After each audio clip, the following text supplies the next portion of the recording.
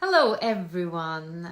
Today I am live on Instagram again and we are talking with an expert about how to build a business in Germany.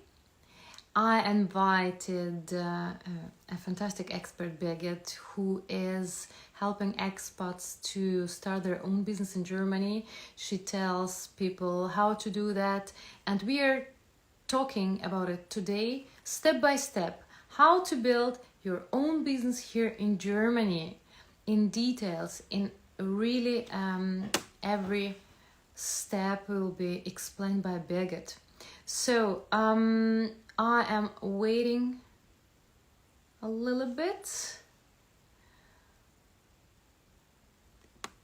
Yes, and in this time when I'm waiting, I also want to say for the people who are watching the recording or will be watching it on YouTube, if you have some questions, please write in the comments and ask if you're interested in the topic and you're thinking about building your own business in Germany and you don't know how to do that, where to start. And I'm pretty sure that we provide you some answers. I mean, not me, but Birgit. Hi.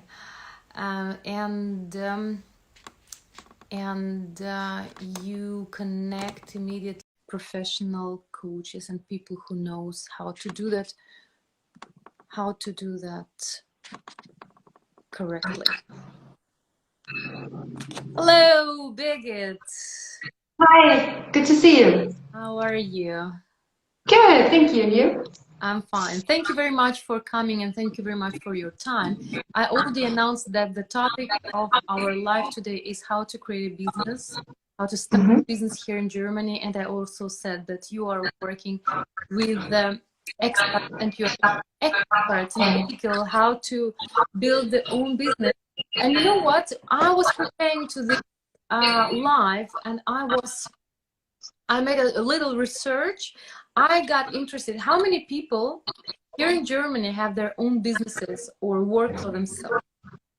In total, or are we talking about experts? No, generally. I would say maybe 25%. Really? I don't know about 25%, but what I found for the year 2021, the statistic says that we're here 83 million people in Germany. The population is 83 million. And 1.46% of the population run their own business or work for themselves. Wow. Yeah.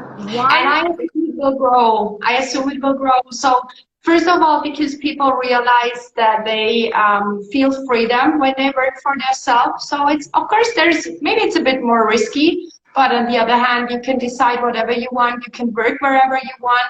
And many people realize that it's really cool to work remotely. And that gives you also the freedom to decide that you maybe travel and work. So that's one thing, but also caused by the current situation. So I assume that many people feel insecure. And when you run your own business, at least you decide the road you want to go with your business, and you're no longer belonging to the decisions of others. Yeah. So, but tell your own story, how actually you decided to run your own business, and in particular, why to help expats? So as I started my business, it was more than 12 years ago. And I was employed and I finished my studies. So I studied on the side. And as I was done, I reached out to the CEO of the company I was working for and asked for, hey, now I'm done. So what are we going to do? I want to get a better job. I want to grow, right? Because I want to use what I learned. And he said, listen, I really appreciate that. And I know that you do quite well, but we are just a small mid-sized company. So positions are limited. And you're not the only one who's asking for a new job, for a better job, for a management position. So you will need to apply, and I cannot guarantee you anything. And so that was quite honest, and I really appreciate that he did that. And my mom was running a business already for several years, and she said, like, hey, you could jump in my business. I could help you, because of course you need to learn many things at the beginning. So I can back you up. I can teach you whatever you're missing on information, on knowledge, and let's give it a try. And it was not a quick decision, honestly. So I was thinking about that a long time because, first of all, not being employed, but also running a business with the family is something different. It's interesting, but it's also challenging, honestly, because you have several roles. You have the mother-daughter role, you have the cooperation partner role, you have, but also the best friend role. So it's not that easy. And so I was thinking about it, and we talked about the strategy, and at the end I said, yeah, I can give it a try. I can see how it goes, and if I don't like it, I still can go back, but I want to try it. And yeah, I don't want to go back being employed, honestly. So now I run my business on my own. My mom has her own business, but as I decided to work for Expat, she said, no, it's time that I'm leaving the company because yeah, it's not for her generation. That's not for her. Mm-hmm. Here I have a question. Do I have an entrepreneur genes? Maybe that's why. Maybe. Definitely it helps when your parents are already running a business, because then you know how it is, because you are in the daily life. You see how they are, how it feels like that they sometimes have to work on the weekends, but also that they have the freedom to take a day off if there's nothing going on during the week. So you see how it is, and maybe it's easier. But I think also if your parents are not self-employed, are not running a business, it's a thing you can do, and it's nothing, it's genius, and if you don't have it, yeah, you cannot do it. I think you can do it. Yeah.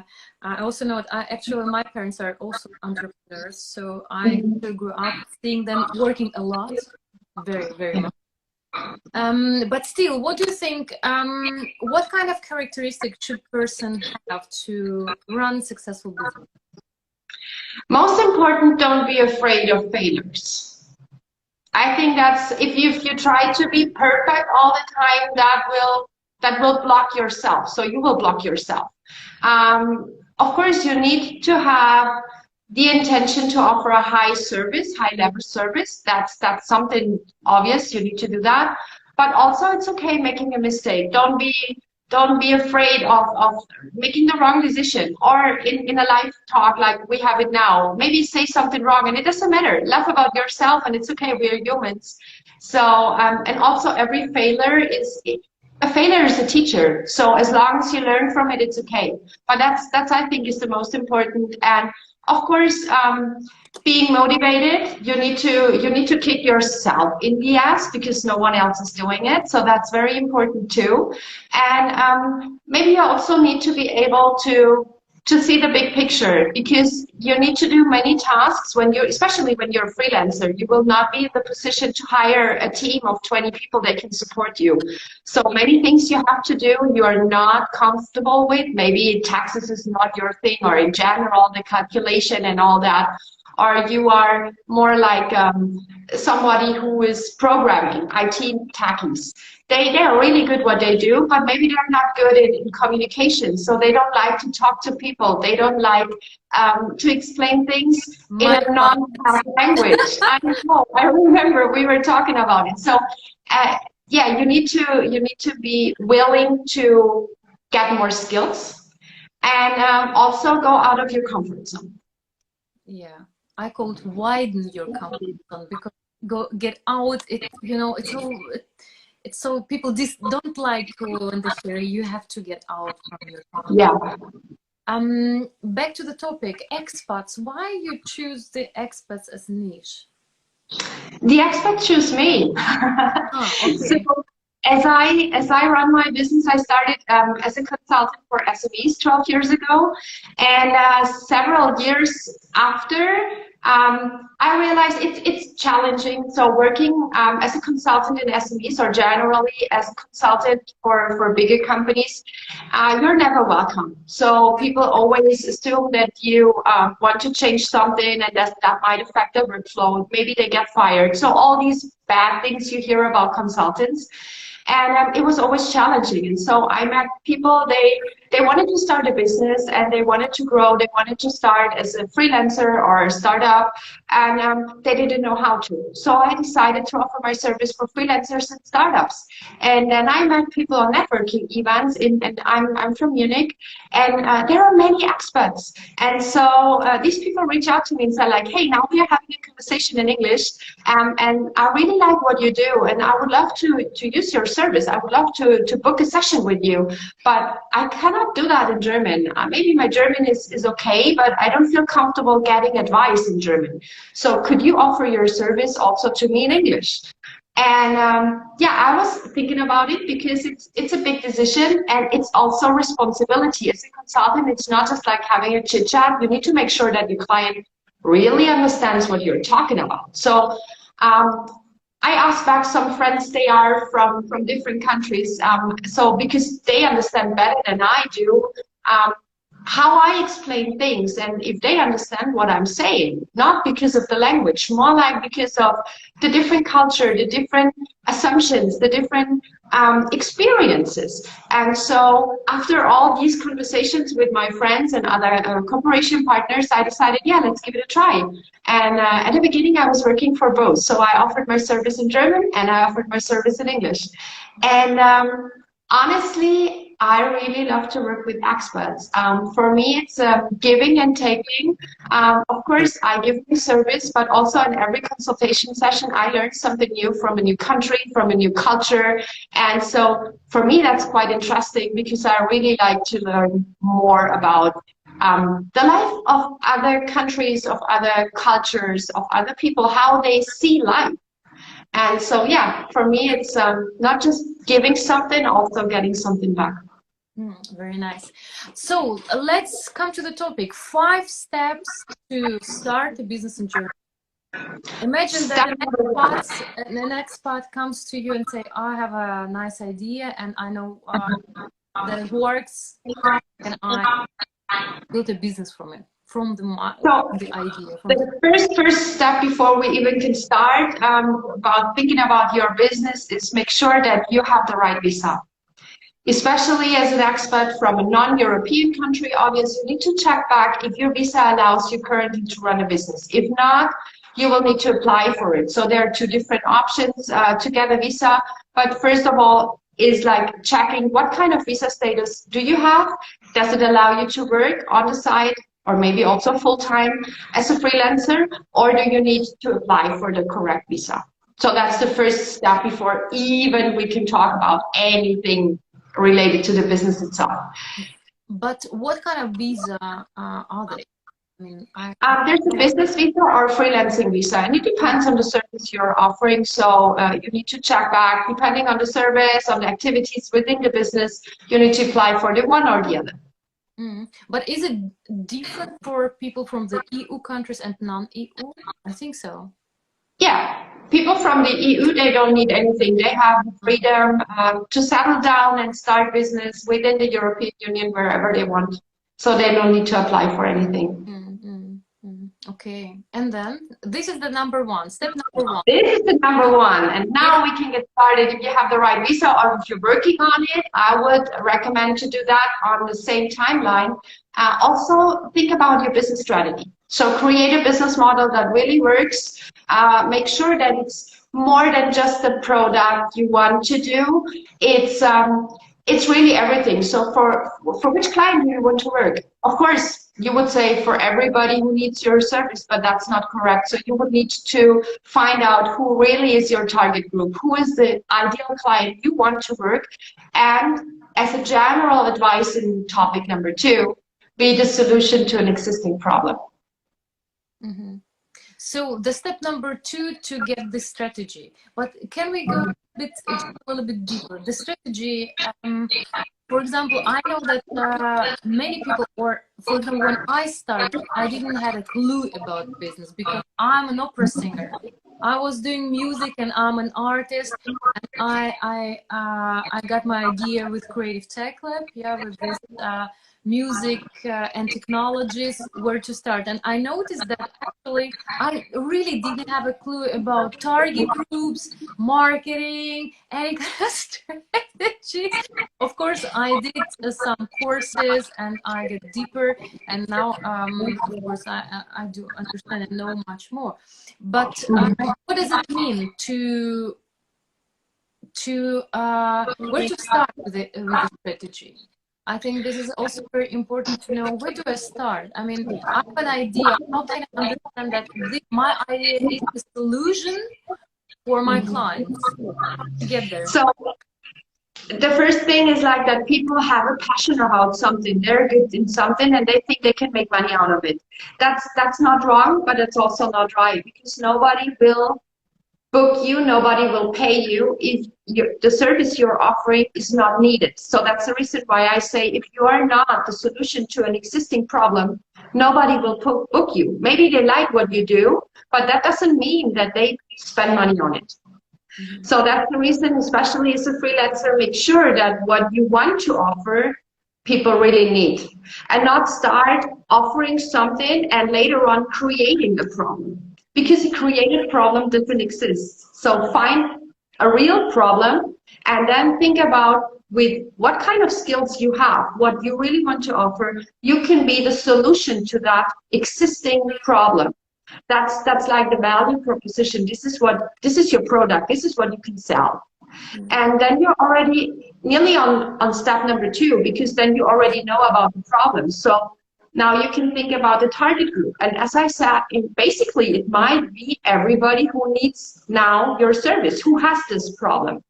But you need to be more precise. You need to decide who is the ideal client you want to work with. So do you want to work with men? Do you want to work with women? Is it Germans? Is it expats? Is it exclusively creative people? Like in your situation, maybe you say like, hey, I want to work with artists because I know how they think, they are like me, so I'm comfortable, I know how to handle them, I understand them. That's also very important. You cannot work with anybody you do not understand how they feel, how they think. So, and this is like the client, the ideal client, and then going deeper, where can you find your client? So which channels are they using? You know that Facebook is more for people, let's say from 35 to 50 or something, but the young generation, they don't use Facebook because their parents are at Facebook. So nobody wants to be where their parents are. So maybe they use TikTok or they use Instagram. So, and also there, it's not just the channel, it's also the when, not just finding out where you can reach them, also when you having and even and it's about, I don't know, let's say in your case you help people how to present themselves. So they are experts, they want to learn about that. You offer the course in English and you offer it for people they want to start a business. So that might be my target group, right? It's an expat and they plan to start becoming self-employed. But now is not the time, because now they want to hear from you how to present themselves, how to grow, how to do that in a comfortable way, how to be self-confident. So it's the right target group, but it's the wrong moment.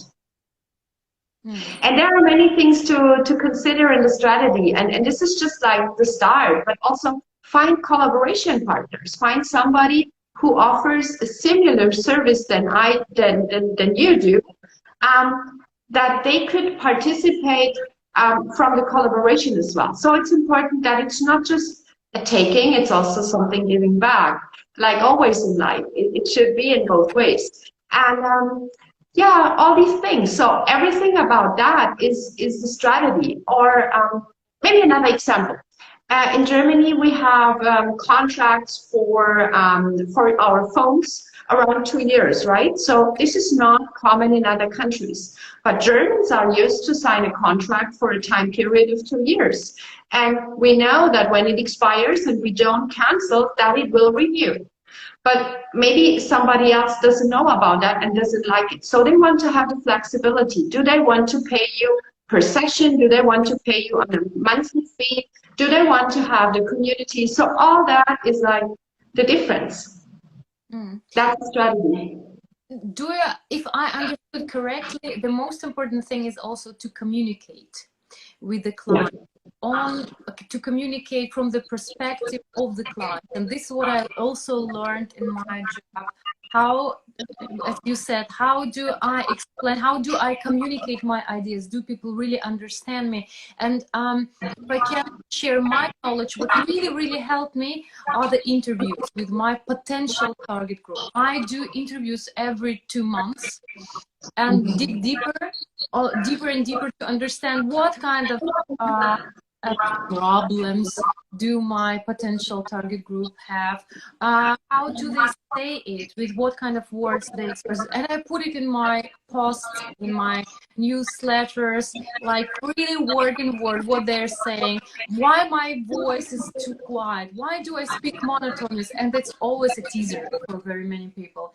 So I learned that to ask people, come and ask, what is your problem, or with what are you struggling right now, how can I help you? And people are really very open to tell about it.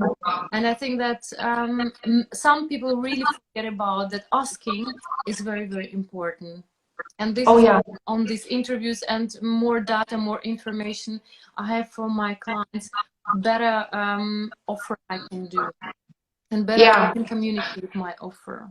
Definitely. If you don't have feedback from your client, you will not be able to run a successful business. Yeah.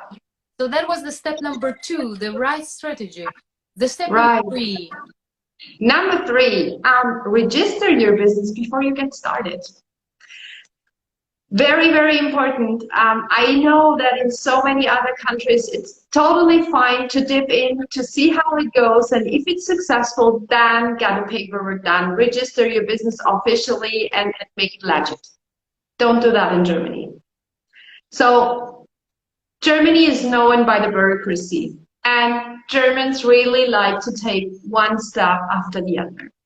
So that means please first register, inform the Finanzamt. Maybe you also need to register trade, depending on what you're offering. First do the registration and then get started. That's so important. I've seen so many people, they struggle because they did it in the wrong way, and they just gave it a try and wanted to see how it goes. And then they register, and of course they realize, because you have to do the bookkeeping, so they will see on the date of your invoices that you did the business before you registered, and they will ask back, and it doesn't look very trustworthy. So officially they can fine you, that's one thing, so it's about money. When we're talking about people, they are having a visa, maybe it also affects your visa status. So maybe if it's really serious what you did, depending on what you did, you might lose your visa. But definitely it's something about your reputation based at the Finanzamt. So nobody wants to be in trouble with the Finanzamt, which is the tax department. And you don't want to have like a mark on your name already before you got started, or really got started, right? So make it right, and first register and then start. Yeah, and it's very easy. I mean, it takes a couple of minutes if you just start. Yeah. But also, okay, this is number 3, register your business. Number 4, step number 4.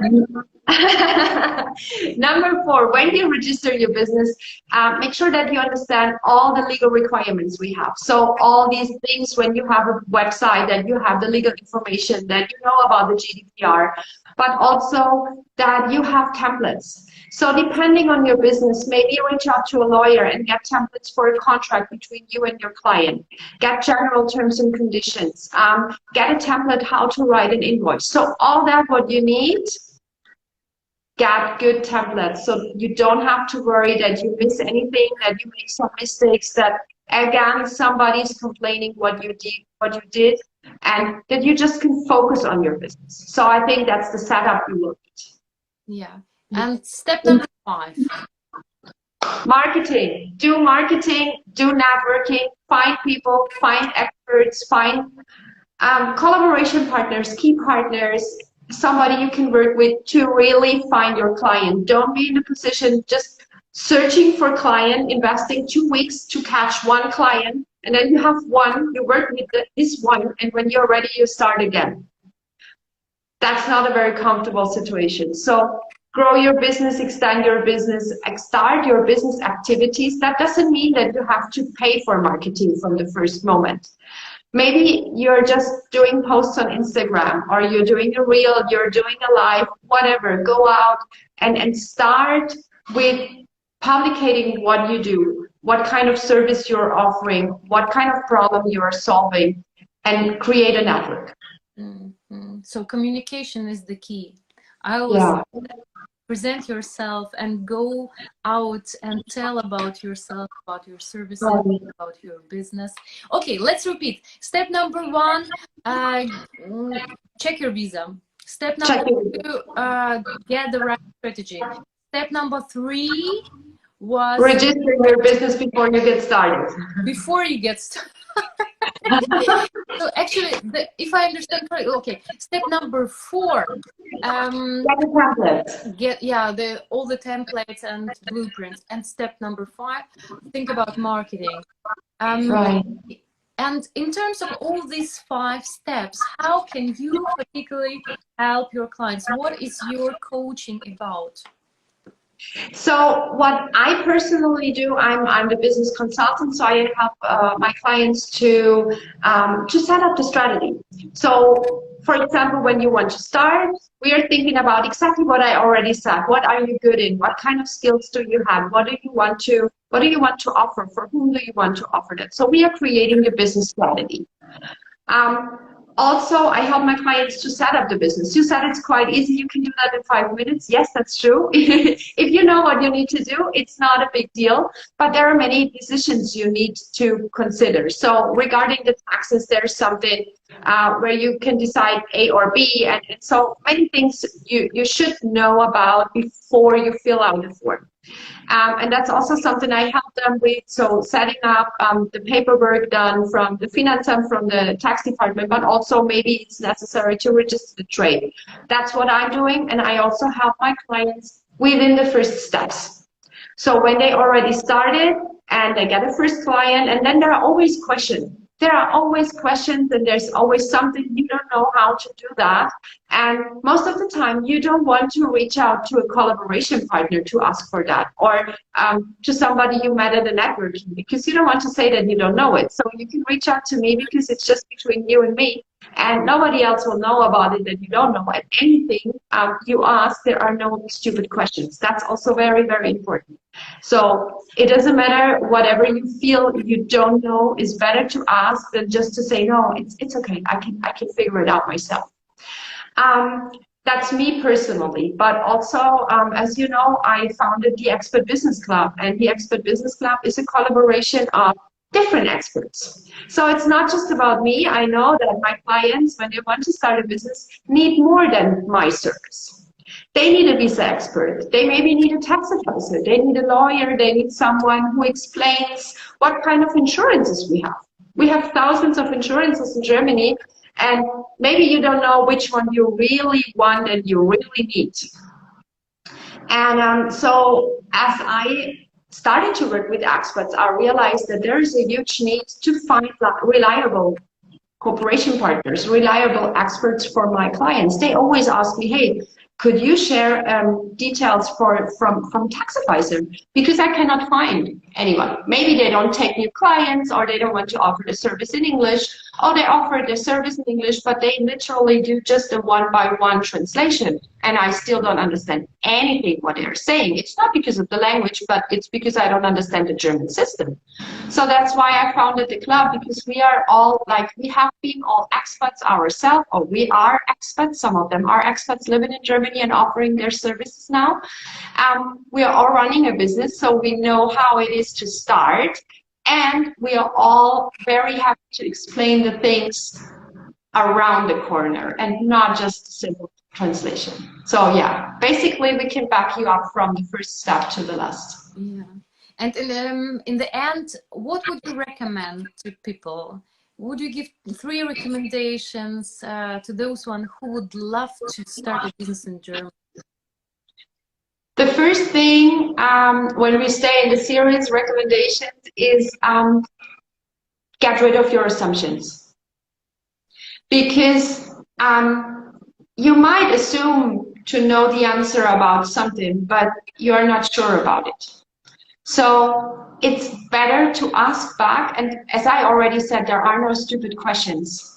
Just ask and make sure that you really know what it's about and not just assume it might be like in your home country or it might be like a friend told you. It's when you really want to take it serious, when this is the business you really want to run and it's not just a hobby, make sure that you don't play with it. So don't get rid of, get rid of your assumptions. That's the first tip. The second tip is, I would say, learn more about the business culture.